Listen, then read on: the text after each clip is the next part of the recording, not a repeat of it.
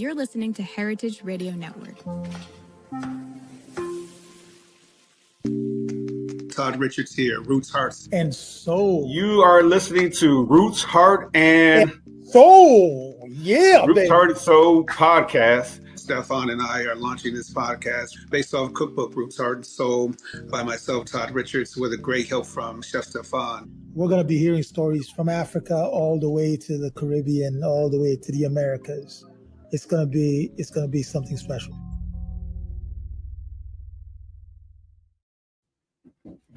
So it's going to be something special, is what it said. Well, I tell you what, when you are working on something special, computer glitches, sound glitches, all kind of glitches, and will happen once in a while. Well, of course it does, but that's the world that we live in. So, but despite that, let's start it off right. We'd like to welcome everyone to Roots, Heart, and Soul. Roots, Heart, and Soul podcast. Chef Todd Richards, of course, the great Chef Stephan on Heritage Radio Network. We're doing the abbreviated version this week because we're leaving the great Leo season, and we're stepping into the auspicious Virgo season.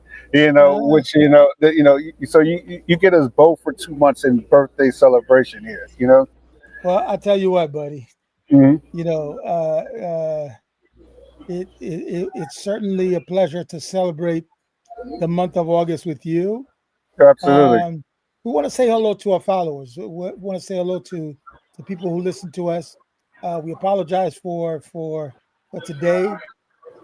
As you well know, glitches happen and technical issues happen when you're dealing with technology, and that's what it is. But we're still glad to be here. Absolutely. 4 days prior to my birthday. 4 days. Wow. And you got a big weekend coming up too. Not only is your birthday weekend. I do. And right? I'm so grateful for that, man. I get to see my son get married on the 30th of August, the day of my birthday. Wow, that is unbelievable. What a blessing for your son to find a wonderful bride and for him to celebrate on your birthday, and not to even downplay the significance that Roots Heart Soul podcast is receiving a great shout out at a festival in Tulsa, Oklahoma. What's that festival that's happening this weekend, Chef Stephan? So there's it's more than a festival. It's more like a conference. It's a culinary conference. It's called the State of Black Foods. That's going to be happening in Tulsa. I will be there, or I'm going to do my best to be there on Sunday, because there is so much conversation to be had when it comes to us in the food and beverage space. And I think Chef Chad's leadership and the leadership of the team behind this conference is going to be something to conversate about. Well, that's great, man. I mean, so you got a jam-packed weekend. I'm up and down the highway here between DC and Philly, for work, opening two great restaurants with two great brand partners. The world, despite of all the turmoil that's happening logistically and mentally to a lot of people, we're fortunate people to still be here, still be on Roots Heart Soul podcast and speaking the gospel, to a food and beverage from our perspective to the world. So well, listen, it's these are people don't realize that these are difficult times, and if you are in the food and beverage space, it can be even more difficult for many with everything that's going on. And I think it's important that we can't stress enough the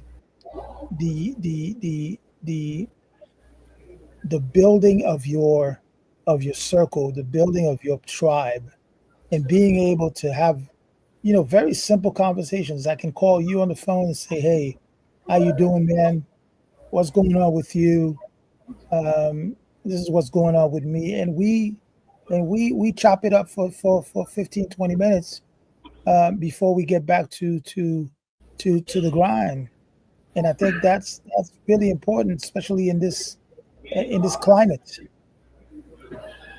I mean, not only is it important in this climate, Stefan, one thing, that we really want to talk about today is the cost of food.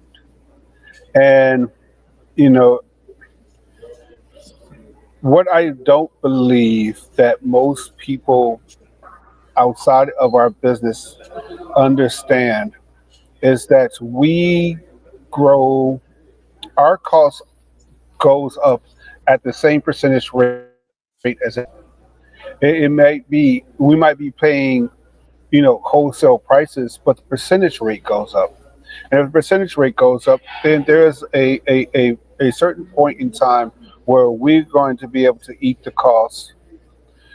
But also sometimes what we talked about in the previous, 3, 4 weeks is that the cuisine is being limited to charging a certain amount despite the cost going up. We talked about oxtails last week and the cost of oxtails, being exponentially higher.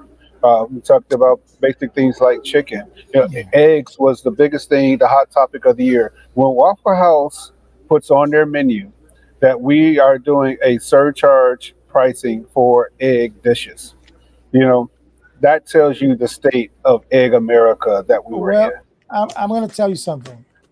What Tell people, me. what the consumer, the consumer who comes to our restaurant and eat, um, they don't seem to understand, or it doesn't quite hit them that they're expecting. And I have to say this: we also have to put ourselves in the shoes of those who are Absolutely. coming to our restaurant Absolutely. and spend money, right? So Absolutely. You're so so their expectation is that whatever dollars they have and whatever they budgeted to go to a restaurant once a week or twice a week, whether it's a Denny's or IHOP or one of our restaurants, um, or 3-star Michelin. they're expecting that, hey, my dollars are still going to be just about the same. I have two kids, me and my wife. We go out to eat, four people. We have a budget, let's say, of $100 for four people at IHOP, and we expect to be able to eat out of that. And then when they come to IHOP and they realize that, hey, the price of eggs is going up, the price of ham is going up, the price of this is going, the price of sausage is going up, the price of Bacon. and and that $100 is not making it anymore. I mean, or the other side is that the $100 might make it, but the portion might be significantly smaller than what they were used to seeing before. I mean, think about the big fish. Used to be, or the fish sandwich at McDonald's. Was as big as your hand. And now it looks like a slider more than it does like a fish sandwich, which is relative. I mean, it's relative, but we've gotten very comfortable in this country that food has been so inexpensive, you know, because of subsidies and things like that. And most countries around the world are used to paying this price for food, which is, might be a different conversation. However, what is the remedy? How do we help people understand that restaurants are percentage wise? I'm not saying dollar wise. I'm saying percentage wise are dealing with the same cost percentages that they Well, would be at. listen, at the beginning of the beginning of the political cycle, Mhm. promises were made, right? That Yeah. food prices would go down, the price of eggs would not go up, the price of this would not go up, the price of that would not go up. Now there's a disconnect between the person, the customer, the final person down on the food chain that's about to consume this food, who goes to a restaurant, doesn't put two and two together. Okay. Now they see it when they do their groceries, but they don't quite connect the dots when it comes to a restaurant, because when the price of eggs go up from from 36 cents A to dollar 50 six. to dollar, you know, something got to give. Well, I can't. let me ask you a different question though, right? And because we are in the entertainment business, that's what restaurants are. Well, I'm not gonna say all restaurants because some restaurants are there just to feed people and things like that. But we are entertainment. We're here to take the stress out of your life. You don't want to come home Absolutely. and cook. You don't want to, have to get, do those things. You don't have to wash the dishes. You don't have to open the door for yourself. You don't have to clean the table, clean the seats, and all that stuff. You know, what do we do as hospitality, because we're in the hospitality business, in order to help ease that that stress from approaching our restaurants and understanding what the service model needs to go to forward to do that? And hold on a second before you answer that question, because we've seen the complaints from people. Not only do you have gratuity, now there is a weights, it's a service charge on top of that, or there's a living wage charge. These are the things that people are stating that, hey, it's too much. All these charges are too much. How do we how do we overcome that and give people genuine hospitality inside of that? Well, honestly, it's, when we are going through these kind of situations, and this is not just happening in New York, or it's not happening just in Atlanta. It's It's coast to happening coast. it's happening coast to coast, and even I'll even go further. It crosses the continent. Yes. Okay, it crosses the continent. There is a I think there is an education that needs to happen, and it's the same. Let me put it this way: you come to my restaurant, right, Hmm. and you sit down, and this is your first time coming in. My job is to make you feel comfortable, not only by being here. I welcome you to the restaurant, but I'm also taking an opportunity to teach you something, right? This is your first time. You want to know what is those dishes, what's in those dishes, how is it prepared. So my job as a restaurateur is to find the that open door to be able to teach you something, right? Well, the same thing needs to happen when it comes to when it comes to economics, when it comes to food disparities, when it comes to food prices, when it comes to who's growing your food, and where's it Right. coming from. All of that needs to happen, and I think we have gotten so comfortable, um, as consumers, that we don't we I'm not going to say that we don't have the interest. I think we have Take just it for gotten granted. we have just gotten so comfortable that we take for granted, what you know the food that's on our plate. I mean, I agree with you. I'm going to say something else though, that the model of early adolescent and high school education is the fault of a lot of this. When we took home ec out of schools, we took the arts out of school, not and we dismissed them as non-scientific parts of learning. We did a disservice to our youth, meaning that how do you know if you only know that a chicken wing is a flat in the drum, and you don't know what the other part looks like, or that a chicken tender is one part of the breast and not know what the rest of the breast look like. We've done that disservice. Or the simple fact that a chicken only has two wings. Right? I mean, Or just the simple fact that the chicken only has two wings. So when you go to a restaurant and you order a plate of chicken wings that has 12 pieces of chicken wings in it, do you imagine? Do you even think about how many chickens we had to kill to get those 12 wings? yeah, wow, So yeah, there's a cost to that. There's a cost to that.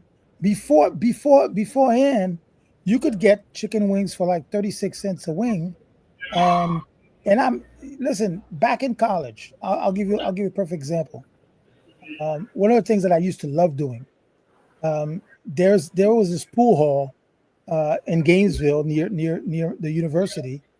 I used to go there every Thursday because every Thursday was $1 wing. mm, wow, So me and my buddy, we would go there, play pool, and at the same time, we we would eat chicken wings for dinner. We would go there at 4 o'clock in the afternoon, and by the time we were done and ready to go home, it was 9, 10 o'clock at night. We had eaten dinner out of chicken wings. wow, But then it never clicked. It actually never clicked until I became a chef to understand, hey, there was only two wings in a bird. So if I'm eating 20 wings, that's wow, 10 birds yeah. that somebody had to kill. Well, I mean, so think about lemon pepper culture, though, right? It, So you know, when so when I the production of chicken is great, mean, wings are a delight to eat because you buy them cheap. for like lemon pepper, right? And shout out to Chef Josh, who's listening to us, and the great brother, who we're going to have on in a couple of weeks. Him and I, have been in and out of this industry for forever, and it takes literally, we understand, for 10 wings. If you want to do lemon pepper sprinkles on 10 wings, it could take two full zest of lemons for 10 wings. That's two lemons, right? It doesn't seem like, okay, it's just a lemon, whatever. Lemons are right now 79 cents. So imagine if you're at home, you had to spend $1.50 to zest that lemon in order to coat and dehydrate it, and in order to coat lemon pepper on those wings. Like, it's astronomically not sustainable to do so, to feed people that way.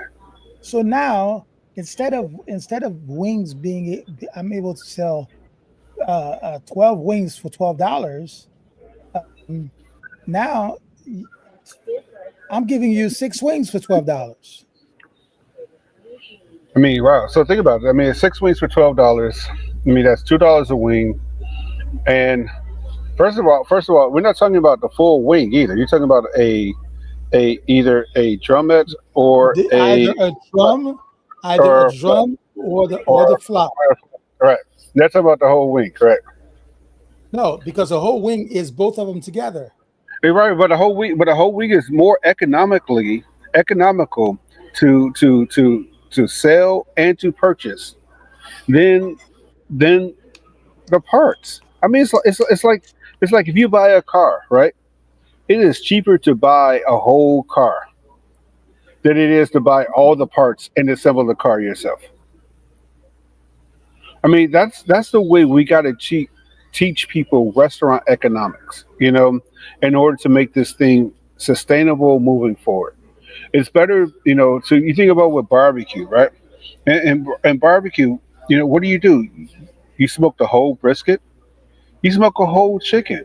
A whole chicken is much simple. It's economically more feasible to buy a whole chicken than it is to buy the wing, the breast, the thigh, the leg, and all the innards separate. If you are in the business like we are, and you go to Restaurant Depot or you order from Cisco, the chicken breast on its own is almost as expensive as the whole bird. It's not almost. It's not almost. Let's speak the truth here. It's not almost. It is.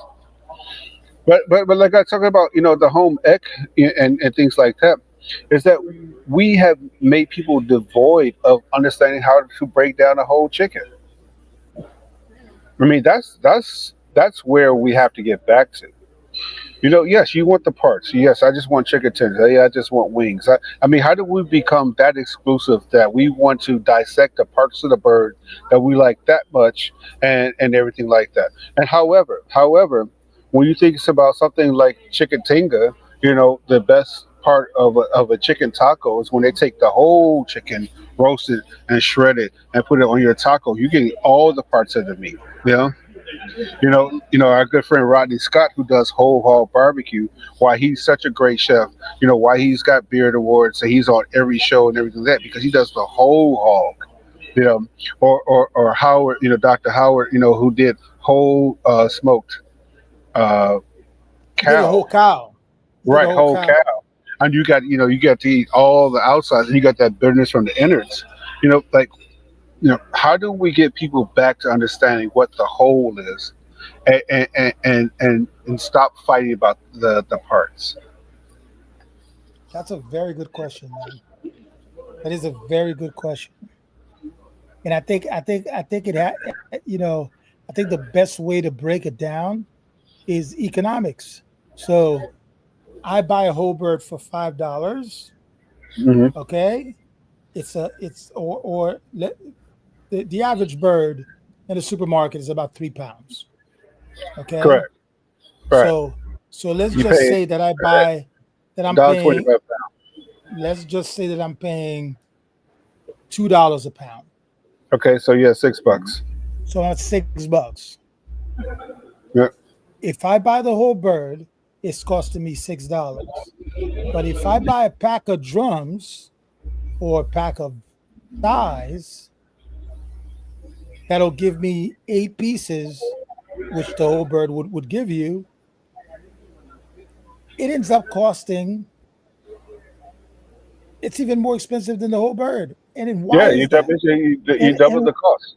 Yeah. and why is that? Because people don't understand that you have to pay a butcher to sit there and make drums for you and wrap it up in a pack of 12 or 24 so that you can feel like comfortable and you don't have to do it yourself. So we have lost touch with the amount of work that is put into a product. Not only the amount of work from the farmer's side, but the amount of Mm. work what gets to the butcher and then to the restaurant and then to the chef and then to you. I think we have a whole line of disconnects here. I mean, certainly in this climate we have a whole bunch of disconnect. But I mean, when we're talking about the basic understanding of food, I mean that's really where it comes in. I mean, we understand that the second, everyone wants to see the beautiful tomato in their hand and slice those. When we know the seconds have more flavor, those bruises have more sugar and things like that. And it's not a miseducation; it's a re-education that we have to have, Stefan. You know, I agree. it's a re-education of our food sources, our the people that actually till the soil. Because I don't see anyone. I hear people complaining about the people tilling the soil. I don't see anybody volunteering to go out there and till the soil. and that to me is where we at. We're Todd, Chef Todd Richards, of course, the great Chef Stephan, Roots Heart Soul Podcast, Heritage Radio Network. I want to give a great shout out to all people who have joined us on Instagram, YouTube, and all the places that we are. Of course, on Heritage Radio Network is where we broadcast weekly. You can find us everywhere. But this is a great day. It's a great week. It's the end of the Leo celebration, and we're going into the Virgo celebration. I mean, this dude is over here, piped up strong. His son's getting married this weekend. So the great Chef Stephan is feeling great, feeling good, and ready to celebrate his birthday. Listen. For you to be a true Virgo, you have to be at the beginning of that season. Okay. And being a true Virgo is an absolute joy when you get to know us. We're a pain in the ass. There's no doubt about it. We're a pain in the ass. But I think once you understand what loyalty and friendship and family means, you understand what a Virgo is as well. Wow. And I think that goes for both of us. Whether you're a Leo or a Virgo, we're from the same. We are from the same seasons, and I think we have a lot of similarities, and on that end. Well, Stephan, we're going to do about 5 more minutes here. I know you're getting ready to go travel. I'm in the midst of two places here, but I just got to tell you, my friend, we're episode 40? 42. And 42. there's so much more conversation to be had. There is that conversation in particular. I think we need to bring two people, both from the farm side and from the production side, not the chef side, because then that would be the two of us. But I think from the production perspective, for people to start to understand what that means. Well, I agree with you. Most people know or may not know. I'm not going to be that arrogant to think that people understand my whole background. Is that I started as a butcher.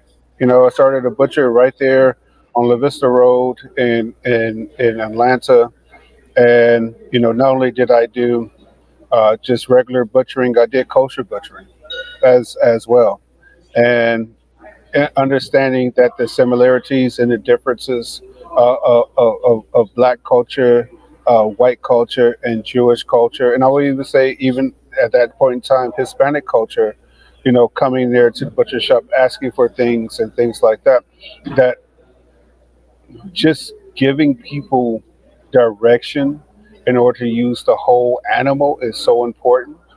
And to understand that oxtails are $18 a pound, so let's shift from oxtails to maybe beef cheeks might be a better move, or even ossobuco. Ossobuco, yeah. I mean, and there's more animals, like you do venison ossobuco. One of the dishes I know that I do that all the time, every fall. Every time a deer runs across the back, I say, dude, you ain't got much time. You messing with me, you keep running back here after October, you're gonna be in trouble.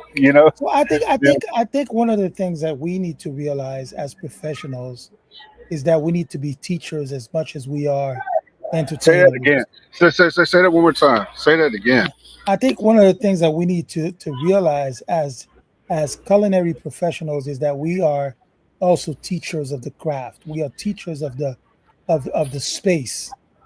So if not only am I a food teacher, but I'm a cultural teacher. I'm a technique teacher. I need to be able to convey in a way that you can understand how much work that's put into the dish that you're about to eat and that you're complaining that you're paying $32 for.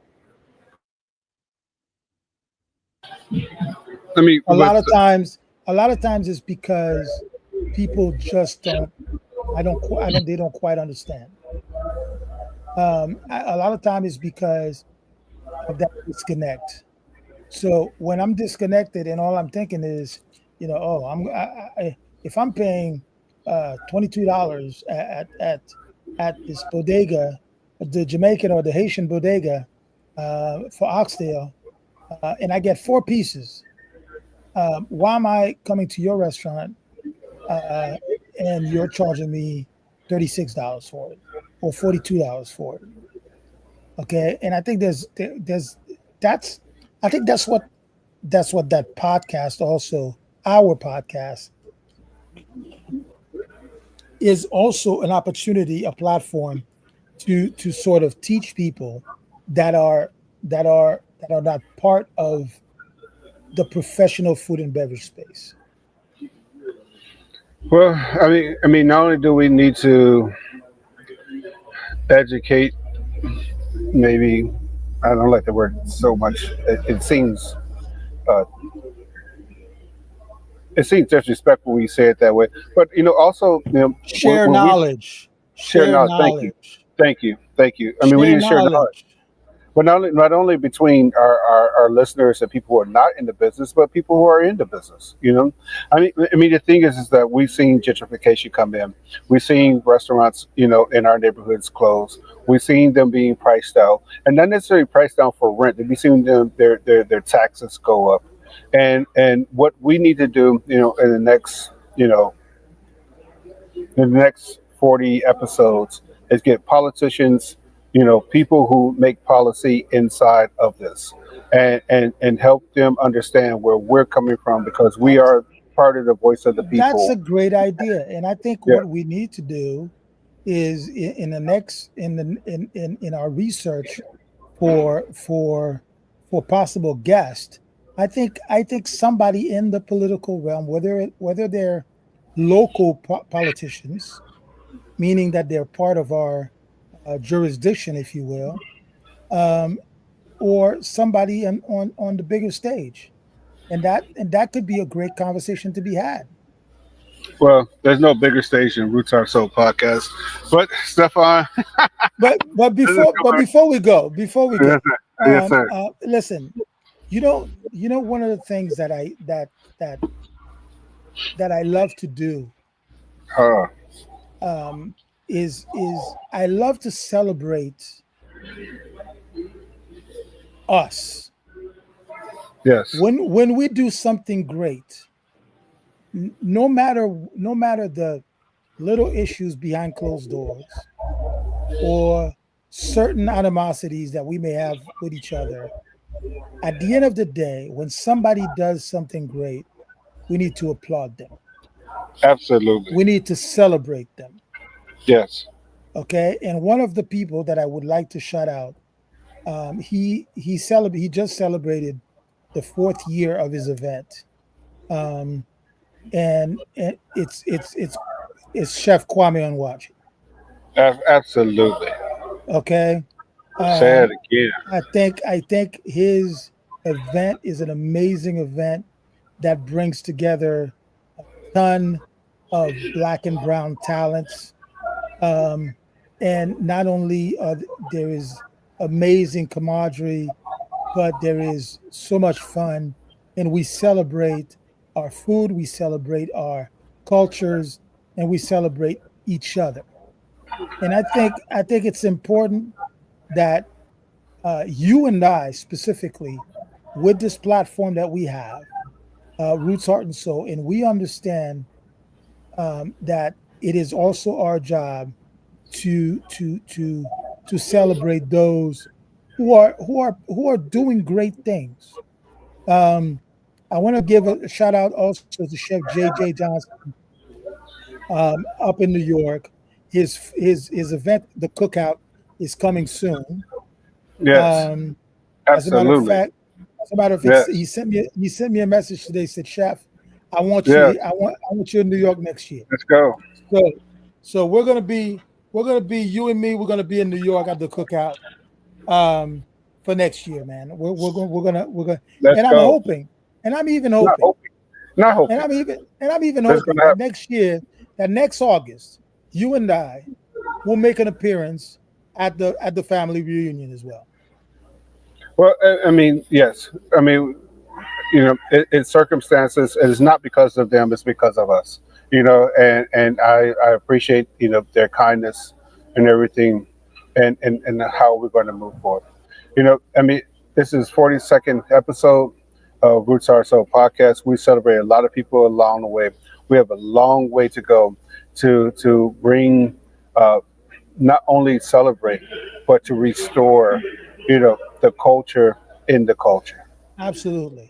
And Yeah, restore the culture in the culture, and yeah, restore our greatness.